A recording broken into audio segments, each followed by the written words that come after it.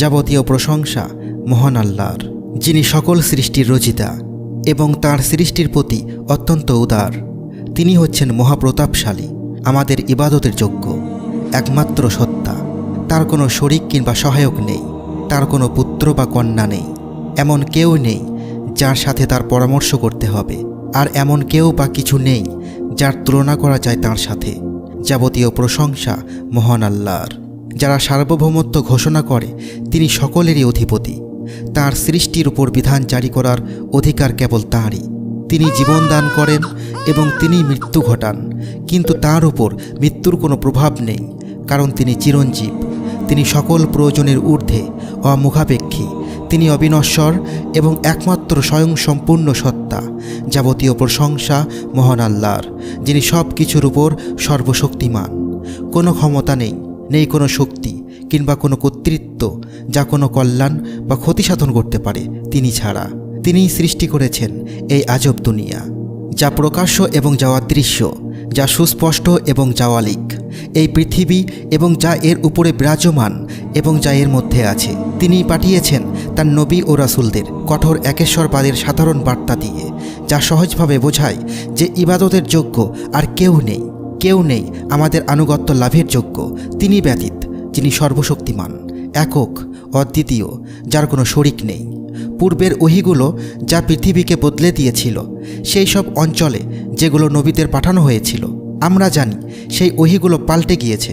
এমনকি যে সকল নবীগণ ওহী নিয়ে এসেছিলেন তাদের নামও এখন হারিয়ে গেছে। আমরা শুধু সাধারণভাবে জানি, কারণ আল্লাহ কুরআনে আমাদের বলেছেন, আমি প্রত্যেক উম্মতের মধ্যে রাসূল প্রেরণ করেছি এই মর্মে যে তোমরা আল্লাহর ইবাদত করো এবং তাগুত থেকে নিরাপদ থাকো।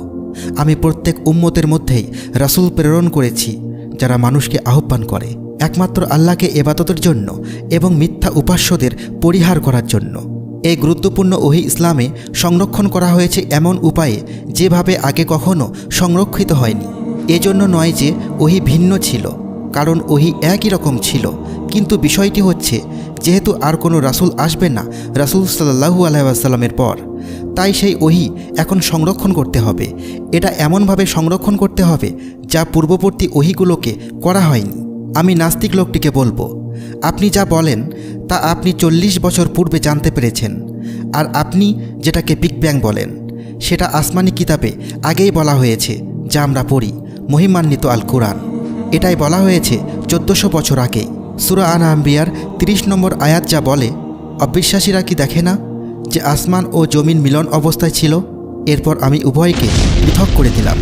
মহাবিশ্বের সৃষ্টি যা তোমরা জানতে পেরেছ 40 বছর আগে, তা অনেক আগেই লিপিবদ্ধ হয়েছে এই আসমানি কিতাবে, মহিমান্বিত কুরআন 1400 বছর পূর্বেই। কে সেটা বর্ণনা করলো কুরআনে? এখন নাস্তিকরা বলবে, সম্ভবত কেউ লিখেছে হয়তোবা, এটা নিতান্তই অপ্রত্যাশিত, হয়তোবা কাজটা আন্দাজে ছিল। একজন মানুষ, সে যে হোক না কেন, যেখানেই থাকুক না কেন, আর যাই করুক না কেন, তার এই কৌতূহলটা থাকবে। তারা জানতে চাইবে, আমরা এখানে কেন, আমরা কিভাবে এখানে এলাম, আমার কি কোনো উদ্দেশ্য আছে, আর যদি থাকে তবে সেটা কি? একমাত্র তিনি, যিনি সৃষ্টিকর্তা, এই প্রশ্নের জবাব দিতে পারবেন। যদি কোনো সৃষ্টিকর্তা থাকে তবে এটি হবে তার দায়িত্ব যে আমাদেরকে জানানো কেন আমাদের সৃষ্টি করা হয়েছে, তিনি আমাদের কাছে কি আশা করেন এবং এই জীবনের আসল উদ্দেশ্য কী।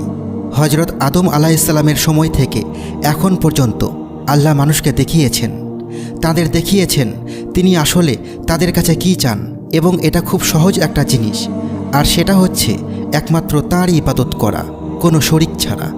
আসলে আমরা জানি যে এই জীবন হলো মহান রবের নিকট হতে পরীক্ষা।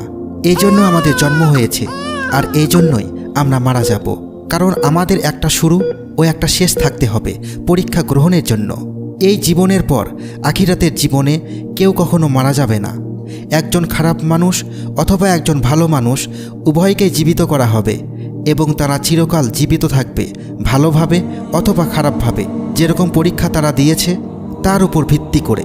একমাত্র আল্লাহর ইবাদত করা নবী রাসূলরা এটাই শিখিয়েছেন। আরশ ও কুরসির রব, সৃষ্টি জগতের পালনকর্তা নিয়ে আমরা আলোচনা করছি। সমগ্র মহাবিশ্ব এবং তার বাইরে যা কিছু আছে সব কিছুর মালিক সম্বন্ধে আমরা কথা বলছি। সমগ্র মহাবিশ্ব এবং তার বাইরে যা কিছু আছে সব কিছু। আমরা এই দুনিয়ায় বাস করি এবং এই দুনিয়ার মোহে আমরা আচ্ছন্ন, যা আল্লাহ সুবহানাহু ওয়া তাআলা অত্যন্ত চমৎকারভাবে সৃষ্টি করেছেন। আমরা এতে বিমুগ্ধ। এই মুহূর্তে শত শত কোটি মানুষ এই পৃথিবীতে বাস করছে। আনুমানিক 750 কোটিরও বেশি মানুষ এই মুহূর্তে পৃথিবীতে বাস করছে। আল্লাহ সুবহানাহু ওয়া তাআলার এই পৃথিবী এত বড় যে এতে আরও শত শত কোটি মানুষের জন্য জায়গা আছে। কিন্তু আল্লাহ সুবহানাহু ওয়া তাআলা যা কিছু সৃষ্টি করেছেন তার তুলনায় এই দুনিয়াটা কি? এই দুনিয়া অতিশয় নগণ্য। এই দুনিয়া আল্লাহর কাছে অর্থহীন, দুনিয়া নিরর্থক, এর কোনো মূল্যই নেই। এতটাই নগণ্য যে সূর্যের সাথে এর তুলনা করুন। সূর্য একটি নক্ষত্র। এই পৃথিবীকে নিয়ে আপনি যদি সূর্যের মধ্যে বসান তাহলে আপনি জায়গা দিতে পারবেন সূর্যের মধ্যে 13 লক্ষ পৃথিবীকে। আল্লাহু আকবার, আল্লাহ সর্বশ্রেষ্ঠ। মহাবিশ্বে আরও অনেক নক্ষত্র আছে যেগুলো সূর্যের তুলনায় লক্ষ কোটি গুণ বড়। এখন আমাকে বলুন, লক্ষ কোটি নক্ষত্রের প্রয়োজন একটি গ্যালাক্সি তৈরি করতে। এরপর আপনারা বলেন যে মহাবিশ্বে কোটি কোটি গ্যালাক্সি রয়েছে।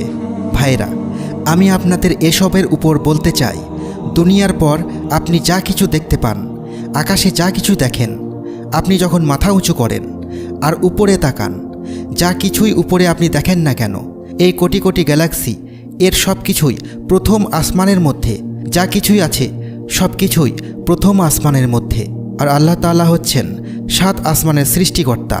7টি আসমান। আর প্রথম আসমান থেকে দ্বিতীয় আসমানের দূরত্ব হচ্ছে 500 বছর। একটু ভাবুন, কোন গতিতে বা কী গতিতে 500 বছর দূরত্ব অতিক্রম করা যাবে? একমাত্র আল্লাহই ভালো জানেন। কিন্তু 500 বছর লাগবে প্রথম আসমান থেকে দ্বিতীয় আসমানে যেতে। 500 বছর লাগবে দ্বিতীয় থেকে তৃতীয় আসমানে যেতে, তৃতীয় থেকে চতুর্থ আসমানে যেতে, চতুর্থ থেকে পঞ্চম আসমানে যেতে, ষষ্ঠ থেকে সপ্তম আসমানে যেতে। প্রত্যেকবারই 500 বছর সময় লাগবে। সপ্তম আসমানের পর হচ্ছে আল্লাহর কুরসি, আল্লাহ সুবহানাহু ওয়া তাআলার কুরসি। এই যে 7 আসমান নিয়ে আমরা মাত্রই আলোচনা করলাম, আল্লাহর কুরসির তুলনায় এদের কোনো অস্তিত্ব নেই। এরা অর্থহীন। রাসূল সাল্লাল্লাহু আলাইহি ওয়াসাল্লাম হাদিসে একটি উদাহরণ দিয়েছেন আমাদের বোঝানোর জন্য। 7 আসমানের সাপেক্ষে আল্লাহর কুরসির তুলনা। আপনার হাতের একটি আংটি নিন। ছোট্ট যে আংটিটি আপনার হাতে আছে তা খুলে নিন। এরপর এটিকে রাখুন, মনে করুন একটি মরুভূমিতে, সাহারা মরুভূমি, যা পৃথিবীর সবচেয়ে বড় মরুভূমি।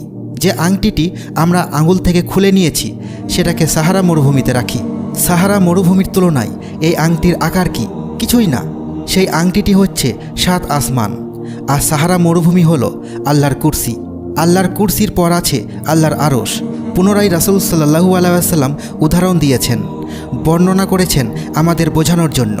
আংটিটি নিয়ে মরুভূমিতে রাখি। এইবার আংটিটি হচ্ছে কুরসি আর আরশ হলো মরুভূমি। আল্লাহর আরশের তুলনায় কুরসির আকার কি? কিছুই না। এরপর ফেরেশতারা আছেন যারা আল্লাহর আরশ বহন করছেন, যাদের মাথা সপ্তম আসমানে আর পা সর্বনিম্ন দুনিয়াতে।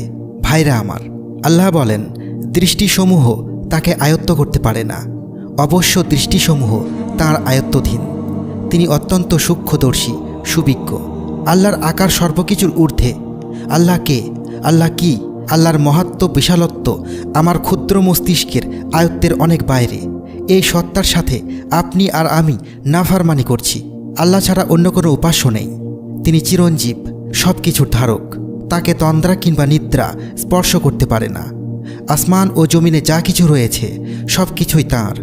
এমন কে আছে যে সুপারিশ করবে তার কাছে তার অনুমতি ছাড়া? তাদের সামনে এবং পিছনে যা কিছু রয়েছে সে সবই তিনি জানেন। তাঁর জ্ঞান সীমা থেকে তারা কোনো কিছুকেই পরিবেষ্টিত করতে পারে না। কিন্তু যতটুকু তিনি ইচ্ছা করেন, তাঁর কুরসি সমস্ত আসমান ও জমিনকে পরিবেষ্টিত করে আছে। আর সেগুলোকে ধারণ করা তাঁর পক্ষে কঠিন নয়। তিনি সর্বোচ্চ এবং সর্বাপেক্ষা মহান।